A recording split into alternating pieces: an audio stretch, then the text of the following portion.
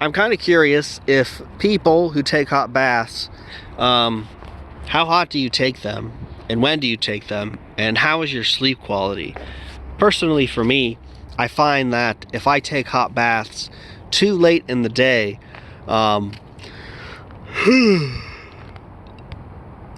excuse me, that I tend to not sleep well. I can rest, but I don't really sleep too much. And I'm wondering if that's just because my body is circulating toxins that are left, from the bath. But however, after a very hot bath, and I take lymphatic baths twice a week, after a hot lymphatic bath, and I take it, I get in at 110. When it goes down to 102, I heat it back up to 109, and then I sit in it for the rest of the time. It's like 40 minutes or so. And after those baths, I tend to sleep, or I want to sleep.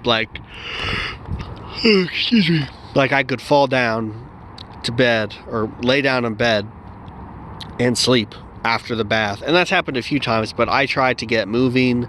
I like to do stretching. I like to sit in an inversion table for some time, because it keeps the lymphatic juices moving while you're still warm and bundled up. Also, it's a good time to do stretching or practice your posture, because everything's really relaxed, so you can move everything a lot easier, like your spine, your shoulders, your hips, anything you want to help try to correct. That's the time to do it.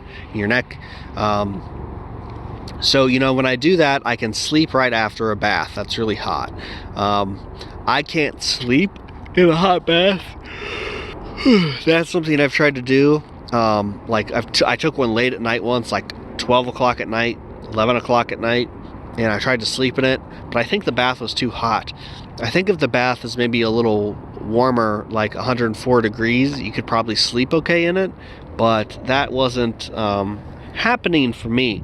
So I'm just curious what people's experiences are, because I know Augenus, he slept in the bathtub a lot. He would wake up and heat it back up again. And I know in the bath book he says that you should rest in the tub or sleep in the tub at no more than 105 degrees, because if it's any hotter, it can be too dehydrating, so you'd be waking up more. But he did suggest later on to try to sleep in the tub, because then you don't have to take time out of your day to take a bath to sleep. You can sleep in the tub and you're doing two things at once, which makes a lot of sense. But I tried to do it. It didn't work out for me. So I'm just wondering, what experiences do people have in terms of sleep quality in the day they take a bath? If they can sleep in the bath, should they have trouble sleeping after a lymphatic bath? Do they find it easier or hard to sleep still after a regular hot bath? And a regular hot bath is like 30 to 40 minutes, max temperature of 105 degrees. The lymphatic bath, just so you know, is where you get your body temperature up to 101 degrees Fahrenheit, and you have the bath temperature around 107 degrees, 105. He recommends keeping it in like 104, 103, or 102 to 107, but I think that I like to get in 110 because it heats the body up faster. I feel like it works a little better at getting those juices moving, getting down to those deep lymphatic tissues faster, because he says it takes like 50 minutes generally at those temperatures for your body to start moving or decongesting any lymphatic congestion. So if I'm getting it hotter, then maybe it's working a little faster, because I get my body temperature up to 101 and a half hour if I get in at 110. After about 30 minutes, the temperature drops to 3 or 4 degrees at least. So anyway, I'm just curious what people's experience are with the bathtub, and if you would like to share, I would be interested to read more and maybe ask you some more questions. So I'm going to stop rambling now.